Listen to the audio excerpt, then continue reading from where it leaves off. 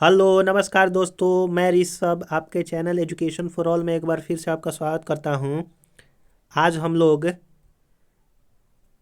Static GK के series को आगे बढ़ाते हुए मैं जो है अगला वीडियो लेकर के आ गया हूं। इससे पहले मैंने 6 वीडियो लगभग जो है वो करवा दिया है। अगर आपने उसको नहीं देखा है तो अब जो है मैं उसका डिस्क्रिप्शन में लिंक दे दूंगा, उसको जा कर के देख लीजिए, या फिर आप जो है वो चैनल पर विजिट करके प्लेलिस्ट बना हुआ है स्टैटिक जीके के नाम से, आप जो है जा कर के देख सकते हैं।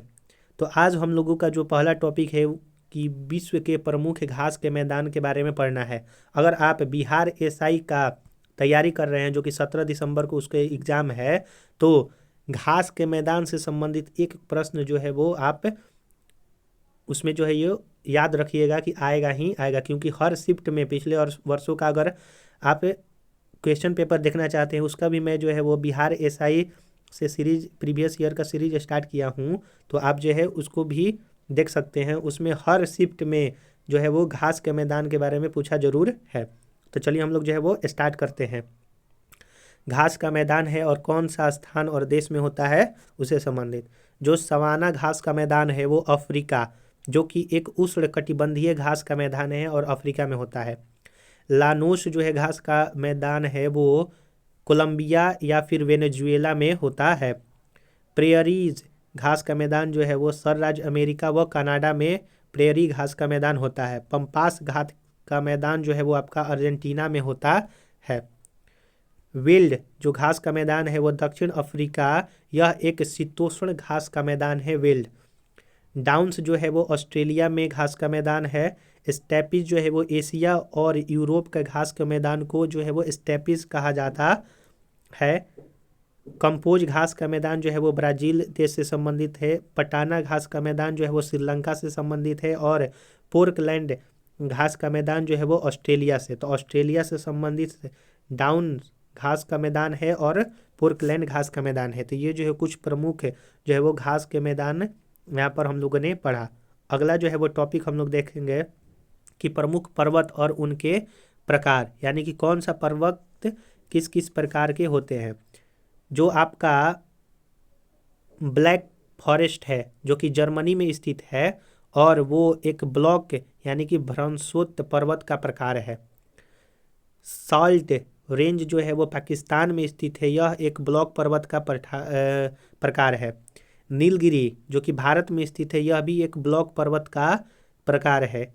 सियरा नेवेदा जो कि कैलिफोर्निया में है, यह भी एक ब्लॉक पर्वत का जो है वो उदाहरण है।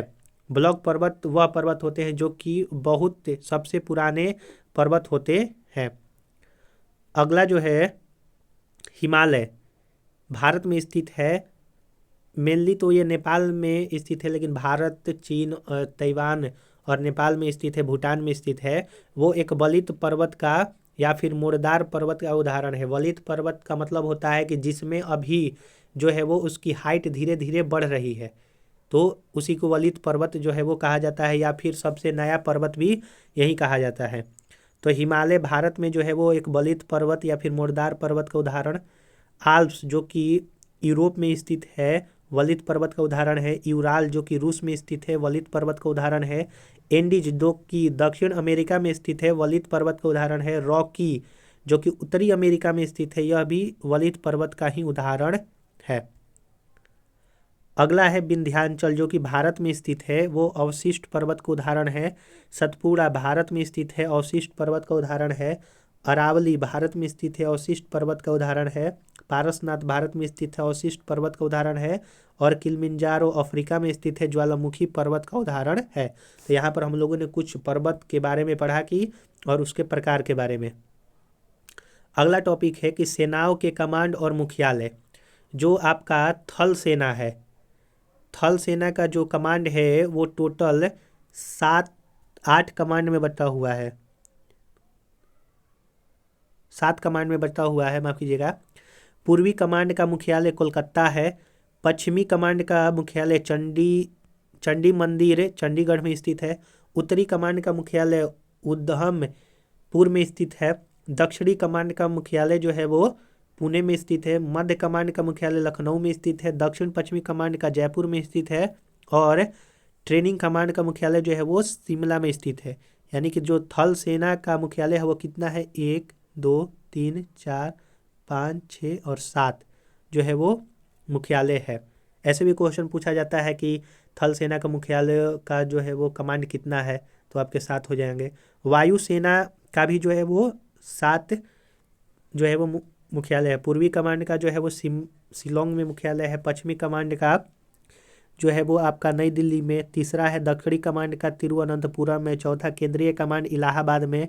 ट्रेनिंग कमांड पांचवा है जो कि बंगलुरु में स्थित है। छठा जो है वो मेंटेनेंस कमांड जो कि नागपुर में स्थित है। और सातवां है दक्षिण पश्चिमी कमांड जो है वो आपके गांधीनगर में स्थित है। तो इस तरह से वायुसेना का भी 7 कमांड हुआ। वहीं जल सेना का जो है वो 3 कमांड है। पूर्वी कमांड विशाखापट्टनम में स्थित है। पश्चिमी कमांड मुंबई में स्थित है। और दक्षिणी कमांड जो है वो कोच्चि में स्थित है।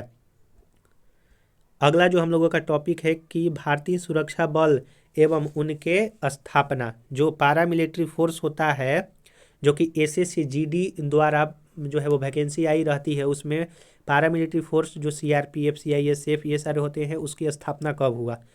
तो केंद्रीय रिजर्व पुलिस बल 1939 ईस्वी में इसकी स्थापना। होमगार्ड जिसको गृह रक्षक का वाहिनी कहते हैं, 1946 में स्थापना। असम राइफल 1835 में स्थापना हुआ था। यह सबसे पुराना जो है वो पारामिलिट्री फोर्स है। सीमा सुरक्षा बल BSF जो है वो 1965 ईस्वी में इसकी स्थापना हुआ। राष्ट्रीय कैडेट कोर NCC जो है वो 1948 में। केंद्रीय औद्योगिक सुरक्षा बल 1969 में जिसको CISF कहते हैं। राष्ट्रीय सुरक्षा गार्ड 1984 में। भारत तिब्बत सीमा पुलिस 1962 ईस्वी में स्थापना जिसको ITBP कहा जाता है। फिर प्रादेशिक सेना 1949 में। और तट रक्षक बल जो है वो 1978 में इसकी स्थापना हुआ था। अगला जो टॉपिक है वो मात्रकों के प्रमुख उपक्रम के बारे में। जो एक्सा है, एक्सा को ई से डिनोट करते हैं। और 10 के पावर 15 को एक्सा कहा जाता है। पेटा 10 के पावर 15 को पेटा भी कहा जाता है। टेरा 10 टू पावर 12 को टेरा कहा जाता है। अगला है गीगा 10 के पावर 9 को कहा जाता है। मेगा 10 टू पावर 6 को कहा जाता है। किलो 10 टू पावर 3 को कहा जाता है। हेक्टो 10 टू पावर 2 को कहा जाता है। अगला है डेका 10 टू पावर 1 को, यानी कि 10 को जो है वो डेका कहा जाता है। एटो 10 टू पावर -10 को जो है एटो कहा जाएगा। फेमटो 10 टू पावर 15 को फेमटो कहा जाएगा। पिको 10 टू पावर -12 को जो है वो पिको कहा जाता है। फिर उसके बाद नैनो 10 टू पावर -9 को नैनो कहा जाएगा। माइक्रो 10 टू पावर -6 को मिली 10 टू पावर -3 को सेंटी 10 टू पावर -2 को कहा जाता है। और डेसी 10 टू पावर -1 को कहा जाता है। अगला है कि गुप्त उत्तर काल के मंदिर और निर्माणकर्ता कौन कौन से हैं। मंदिर का नाम दिया हुआ है और कौन उसका निर्माण करवाया है। लिंगराज मंदिर का निर्माण जो है वो ययाति केसरी ने किया है। पुरी का जगन्नाथ मंदिर का जो है वो चोल गंगदेव ने करवाया है। कोणार्क का सूर्य मंदिर नरसिंह देव प्रथम ने करवाया है। खजुराहो का मंदिर जो है वो यशोवर्मन ने करवाया है। अगला है कंदरिया महादेव का मंदिर जो है वो थांगदेव चंदेल ने करवाया है। दिलवाड़ा का जैन मंदिर जो है वो सामंत बीमल ने करवाया है। कैलाश मंदिर जो है वो जो कि एलोरा में स्थित है वो कृष्ण प्रथम ने करवाया है कैलाश मंदिर का। मीनाक्षी मंदिर जो कि मदुरै में स्थित है वो तिरुमलई ने जो है वो करवाया है। अगला है एलिफेंटा के गुहा मंदिर जो है वो राष्ट्रकूटों ने करवाया है। तट मंदिर जिसको मामल्लपुरम कहा जाता है वो नरसिंह वर्मन द्वितीय ने करवाया है। कैलाश मंदिर कांची का कैलाश मंदिर जो है वो नरसिंह वर्मन द्वितीय ने करवाया है। बृहदेश्वर मंदिर जो कि तंजौर में स्थित है वो राजराम सेकंड ने करवाया है। अगला है चोलपुरम का मंदिर जो है राजेंद्र चोल ने करवाया है। मुक्तेश्वर मंदिर जो है जो कि कांची में स्थित है वो नंदी वर्मन द्वितीय ने करवाया है। बैकुंठ पेरुमाल मंदिर जो है वो नंदी वर्मन द्वितीय ने करवाया है। और महाबलीपुरम के एकास्मक रथ जो है वो नरसिंहवर्मन प्रथम ने करवाया है।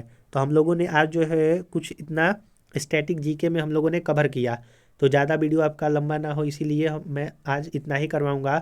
अगर आप इसको 1 से 2 बार जो है अगर देख लेते हैं, यानी एक बार तो आप देखेंगे ही, 2 से 3 बार अगर आप देख लेते हैं तो वो पूरा का पूरा याद हो जाएगा। अगर आपने पीछे वाला वीडियो नहीं देखा है तो उसका मैं डिस्क्रिप्शन में लिंक दे दूंगा, आप जो है जा करके देख सकते हैं। अगर आपको ये वीडियो अच्छा लगे तो वीडियो को लाइक कीजिए, शेयर कीजिए, और चैनल को सब्सक्राइब नहीं किए हैं तो मैं आपसे निवेदन करता हूँ कि चैनल को सब्सक्राइब जरूर से ज़रूर कीजिए। चलिए हम लोग जो है वो अगले वीडियो में मिलेंगे, तब तक के लिए नमस्कार।